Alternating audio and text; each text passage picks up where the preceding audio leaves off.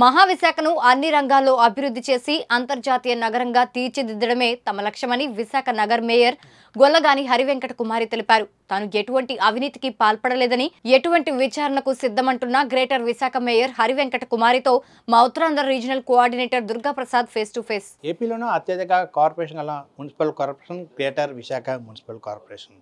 GMC సంబంధించి నగర మేయర్గా గొల్లగాని హరివెంకట కుమారి పదవీ బాధ్యతలు చేపట్టి 3.5 ఏళ్ళు కావస్తుంది. అయితే ఈ 3.5 ఇయర్స్లో ఎటువంటి అభివృద్ధి కార్యక్రమం చేపట్టారు, భవిష్యత్తు సంబంధించి ఎటువంటి కార్యక్రమం చేపట్టబోతున్నా అడిగి తెలుసుకుని ప్రయత్నం చేద్దాం. మేడం నమస్తే, ఎలా ఉన్నారు మేడం? మేడం 3.5 ఏళ్ళు అయింది మీరు పదవీ బాధ్యతలు చేపట్టి మేయర్గా. సో ఈ 3.5 ఏళ్ళలో ఎటువంటి డెవలప్మెంట్ వర్క్ చేశారు మీ హయాంలో? చాలా డెవలప్మెంట్ వర్క్లు అయితే చేసాము. చాలా సంతృప్తి కూడా చెందాము. ఎందుకంటే గత 10-12 సంవత్సరాల నుంచి ఏవైతే మేజర్ ఇష్యూస్ ఉన్నాయో, గోసాల నుంచి అడవివరం వరకు రోడ్ ఎక్స్టెన్షన్ కావచ్చు, అలాగే జగదంబ నుంచి ఓల్డ్ పోస్ట్ ఆఫీస్ వరకు రోడ్ ఎక్స్టెన్షన్ చేసి ప్రజలకి అందుబాటులోకి తీసుకురావడము, ఇలాంటి వర్క్స్ అంటే కొన్ని సంవత్సరాల కాలం నుంచి అలా ఉండిపోయిన వర్క్స్ మేయర్గా వచ్చిన తర్వాత ఈ 3.5 సంవత్సరాల్లో చేయడం అనేది చాలా గర్వంగా ఫీల్ అవుతున్నాను. అంతేకాకుండా విశాఖపట్నం మామూలుగా చెప్పాలంటే విశాఖపట్నం బీచ్తో పాటు ఒక అందమైన నగరం. దాన్ని మరింత డెవలప్మెంట్ చేయడానికి ప్రతి జంక్షన్స్లో కూడా జంక్షన్ ఇంప్రూవ్మెంట్ కూడా మనం చేయడం జరిగింది. జగదంబ దగ్గర మీరు చూసే ఉంటారు, వాల్ టవర్ పెట్టాము. అలాగే అన్ని జంక్షన్స్, మేజర్ జంక్షన్స్ అన్నీ కూడా ఐడెంటిఫై చేసి అవన్నీ కూడా ఒక కొత్త వాతావరణంలో, కొత్త లుక్లో మనము తీసుకురావడం జరిగింది. అలాగే మీరు చూస్తే ఈ బస్ బేస్ కూడా మనము నూతనంగా ఆధునీకరించాము. ఇవన్నీ కూడా విశాఖపట్నం చరిత్రలో ఈ 3.5 సంవత్సరంలో డెవలప్మెంట్ అయ్యాయి. అంతేకాకుండా ప్రతి వార్డుకు వచ్చేసరికి మేజర్గా ఏవైతే వర్క్స్, రోడ్స్, డ్రైన్స్ మనము ప్రతి వార్డుకి కూడా కేటాయించి ప్రతి వార్డులో కూడా డెవలప్మెంట్ వర్కులు చేశాము. అంతేకాకుండా చాలా వరకు ఇంచుమించుగా 145 పార్క్స్ వార్డులో అన్ని వార్డ్స్కి సంబంధించి పార్క్స్ని డెవలప్మెంట్ చేశాము. బరియల్ గ్రౌండ్స్ని డెవలప్మెంట్ చేశాము. ఇంకా డెవలప్మెంట్ అవ్వడానికి కూడా ఇంకా బరియల్ గ్రౌండ్స్ ఉన్నాయి, ఇంకా కొన్ని మేజర్ రోడ్స్ ఉన్నాయి. ఇవన్నీ కూడా రానున్న రోజుల్లో ఇప్పటి ప్రభుత్వము సూచనలు సలహాల మేరకు తప్పకుండా అవి కూడా రానున్న రోజుల్లో చేయడానికి రెడీగా ఉన్నాం. విశాఖ నగర పరిధిలో కొన్ని చోట్ల ప్రభుత్వ భూములు అన్యాక్రాంతం అవుతుందని చెప్పి ఫిర్యాదు అందుతున్నాయి, స్పందన కూడా అందుతున్నాయి. దాని మీద మీరు ఎటువంటి దృష్టి పెడుతున్నారు? అది ఆ ఫిర్యాదులు తప్పకుండా వచ్చినట్లు, అదే ఈ ప్రజా సమస్యల పరిష్కార వేదిక ద్వారా అలాంటి సమస్యలు వచ్చినప్పుడు అవి అధికారులు సిసిపి గారు ఆధ్వర్యంలో అవన్నీ కూడా రూల్స్కి ఏ విధంగా ఉన్నాయి, రూల్స్కి దాటి ఉంటే తప్పకుండా వాటి మీద చర్యలు తీసుకోవడం కూడా జరుగుతుంది. వాటి మీద ఆల్రెడీ వాళ్ళు అంటే వాళ్ళు ఏవైతే ఫిర్యాదులు, టౌన్ ప్లానింగ్ సమస్య మీరు చెప్తున్నట్టు అలాంటి సమస్యలు ఏముంటే అవి ఆ ఫిర్యాదులు తీసుకొని రూల్స్కి అగెనిస్ట్గా ఉంటే మాత్రం చర్యలు తీసుకుంటున్నారు. విశాఖ అనగానే పర్యాటకులు స్వర్గధామంగా చూస్తారు. సో టూరిజం పరంగా ఎటువంటి డెవలప్మెంట్ చేస్తున్నారు? టూరిజం పరంగా ఆల్రెడీ డెవలప్మెంట్ అయింది. మనం 3.5 సంవత్సరాల్లో ఈ బీచ్ని మనము వ్యూ పాయింట్ కానివ్వండి, ఇలాంటి కొన్ని బీచెస్ డెవలప్మెంట్ చేసాము. ఆల్రెడీ డెవలప్మెంట్ అయ్యే ఉంది. ఇంకా ఇప్పుడు ప్రభుత్వం ఏదైనా కొత్తగా ఏదైనా టూరిజం మీద చెప్పినట్లయితే వాళ్ళకి ఏదైతే సూచనలు ఇస్తారో దానికి కూడా ఆ సూచనల మేరకు చేస్తాం. అది మీ ప్రభుత్వ హయాంలో అత్యధికంగా మీ కార్పొరేటర్ బలం ఉండేది. సో ప్రభుత్వం మారిన తర్వాత, కూటమి ప్రభుత్వం వచ్చిన తర్వాత మీ కార్పొరేటరే కూటమి ప్రభుత్వానికి మద్దతు తెలిపారు. సో మీ మీద రాజీనామా ఒత్తిడి తెచ్చారు, అవినీతి మరకలేశారు. మేయర్ హరివెంకట కుమారి అవినీతి పాలన చేస్తున్నారు, అన్యాక్రాంత భూములకు ప్రోత్సహించని చెప్పేసి దాని మీద మీరేం చెప్తారు? మేయర్ అన్నది అంటే ఒక మామూలుగా పొలిటికల్ లీడర్ మీద ఎన్నో ఆరోపణలు వస్తాయి.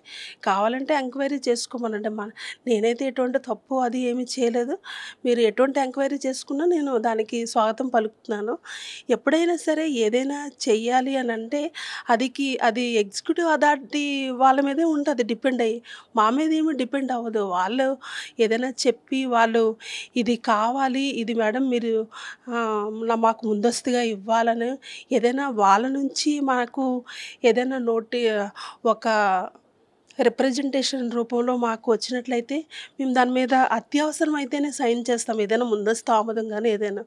అంతేగాని ఇందులో నాకు స్వయంగా నేను చేయడానికి ఏమీ లేదు. వాళ్ళు ఏది చెప్తే అది. ఇప్పుడే కాదు, కౌన్సిల్ ఏర్పడినప్పటి నుంచి ఇప్పటి వరకు అయితే చాలామంది కమిషనర్స్ మారారు. వాళ్ళు అత్యవసర రీత్యా వాళ్ళు కొన్ని ప్రతిపాదనలు తీసుకువచ్చినప్పుడు వాళ్ళు ఏదైతే ఫైల్ రూపంలో తీసుకొచ్చి వాళ్ళు రిక్వెస్ట్ చేస్తూ వాళ్ళు ఫైల్ పెడతారు కనుక దాని మీద నేను సైన్ పెడుతున్నాను. అంతే తప్పితే ఇందులో అధికారులదే మెయిన్ పాత్ర, మాది మామూలుగా మాట్లాడేవారికి. కార్పొరేటర్స్ అన్న వాళ్ళ వ్యక్తిగతంగా పార్టీలు మారచ్చు, అది వాళ్ళ అభిప్రాయం, మీరు వాళ్ళే కనుక్కోండి. మేయర్ కంటే షాడో మేయర్ల పవర్ ఎక్కువ, వారు చెప్పినట్టే మేయర్ పరిపాలిస్తున్నారు చెప్తే మేయర్ స్వతహాగా ఆలోచన లేదంటున్నారు. దీని మీద మీరేం చెప్తారు? అంటే మెయిన్ ప్రధానంగా పీతలమూర్తి యాదవ్ ఎక్కువగా ఈ వాదన వినిపిస్తారు, దాని మీద మీరేం చెప్తారు? ఏదైనా సరే పీతలమూర్తి గారు ఒక కౌన్సిల్ సమావేశంలో ఏ విధంగా ఉండాలి, ఏ విధంగా సభ వెళ్ళాలి అన్నది ఆలోచించారు. ఎందుకంటే మనము కౌన్సిల్ అంటే ఏంటి, ప్రజల యొక్క సమస్యలు వాళ్ళు తెలియపరిచి దాన్ని ఒక వర్క్ రూపంలో వాళ్ళు ఏదైతే సమస్యలు ఉన్నాయో అవి మనం చెయ్యాలి, వాళ్ళ మాటలు మనం కలువ చేసుకొని మాట్లాడి ఆ సమస్యని సాల్వ్ చేయాలని కార్పొరేటర్ని గెలిపించి పంపిస్తారు. కానీ వ్యక్తిగత విమర్శలు చేస్తూ ఒక కౌన్సిల్ సమావేశాన్ని తప్పుదోవ పట్టిస్తారు పీతలమూర్తి కార్పొరేటర్ గారు. అది అతనికి ఎంతవరకు తగ్గుతుంది? ఇది కౌన్సిల్ సమావేశం లాగానే సాగనివ్వాలి. మీ ప్రభుత్వ హయాంలో కౌన్సిల్ సమావేశ సభలో ఏ కార్పొరేట్గా పూర్తి స్థాయిలో మాట్లాడే అవకాశం ఇవ్వలేదు. కొత్త ప్రభుత్వం, కూటమి ప్రభుత్వం ఏర్పడిన తర్వాత నిర్వాధికంగా 3 రోజులు సభ సాగింది. ప్రతి కార్పొరేటర్ మాట్లాడే అవకాశం వచ్చింది. ఈ మార్పుకి ఇదే నాంది అని చెప్పి అందరూ కూడా ఆనందం వ్యక్తం చేస్తారు. దీని మీద మీరేం చెప్తారు? తప్పకుండా. అంటే గతంలో కూడా నేను మ్యాక్సిమం 0 అవర్లో కార్పొరేటర్స్కి ఎక్కువగానే అవకాశం ఇచ్చాను. కాకపోతే ఈసారి ఏంటంటే కొత్త ప్రభుత్వం ఏర్పడ్డము, మొత్తం 9 నెలల కాల వ్యవధి కౌన్సిల్ పెట్టకుండా ఉన్నాం. ఇంత కాల వ్యవధిలో పెట్టాము కనుక వాళ్ళ సమస్యలు అధికంగా ఉంటాయి కనుక ప్రతి ఒక్క కార్పొరేటర్కి కూడా అవకాశం ఇచ్చి వాళ్ళ సమస్యలన్నీ మనము మినిట్స్లో తీసుకోవడం జరిగింది. అదేవిధంగా కమిషనర్ గారికి చెప్పాము. అదంతా ప్రాసెస్లో కూడా ఆల్రెడీ ఆఫీసర్స్ అదంతా స్టార్ట్ చేశారు. ఇదంతా నెక్స్ట్ మళ్ళీ కౌన్సిల్ ఏదైతే 90 డేస్కి ఒకసారి కౌన్సిల్ మీటింగ్, 3 మంత్స్కి ఒకసారి, అది స్టార్ట్ అయ్యేటప్పటికి ఇవి ఏవైతే కార్పొరేటర్స్ చెప్పారో ఆ సమస్యలన్నీ కూడా సాల్వ్ చేసే దిశగా వెళ్తున్నాం. ఫైనల్గా చెప్పండి, ఇప్పటికే కొంతమంది నగర మేయర్లు కూటమి ప్రభుత్వానికి మద్దతు తెలిపారు. అదే తోవలో హరివెంకట కుమార్ గారి ద్వారా పార్టీ మారే అవకాశం ఉన్నట్టు, కూటమి ప్రభుత్వానికి మద్దతు తెలిపే అవకాశం ఉన్నట్టు కొంచెం సమాచారం ఉంది. ఎంతవరకు వాస్తవం అంటారు? అలాంటివి ఏమీ లేదు. అంటే ఇక్కడ ప్రభుత్వాలు మారచ్చు, ఇవాళ ఒకటి రేపో ఇంకొకటి ఉండొచ్చు. కాకపోతే ప్రజల సమస్య మీద పోరాడడమే మేయర్ యొక్క ముఖ్య లక్ష్యం కూడా. ఇప్పటివరకు కూడా నేను చేసినవన్నీ కూడా మీరు గతంలో పోల్చినట్లయితే ప్రతి వార్డు కూడా డెవలప్మెంట్ అవ్వాలి, ప్రతి నియోజకవర్గం డెవలప్మెంట్ అవ్వాలి అనేసి నేను రోడ్స్ కానీ డ్రైన్స్ కానీ మేజర్గా ప్రజలు ఇబ్బంది పడకూడదనే ముఖ్య కాన్సెప్ట్తో ఇవన్నీ కూడా చేయడం జరిగింది. అంటే ప్రజల కోసమే వచ్చి నేను ఇక్కడ ఈ చైర్లో కూర్చున్నానంటే ప్రజల కోసం, ప్రజల సమస్యలు సాల్వ్ చేయాలని ఈ చైర్లో కూర్చున్నాను. అంతే తప్పితే ఇంకేం. పార్టీ మారే అవకాశం ఉందా లేదా అది చెప్పలేదు మీరు. అంటే ఒక బీసీ సామాజిక మహిళకు, ఒక గృహిణికి వైఎస్ఆర్సీపీ అధ్యక్షులు శ్రీ వైఎస్ జగన్మోహన్ రెడ్డి గారు ఇంత అవకాశం ఇచ్చారు.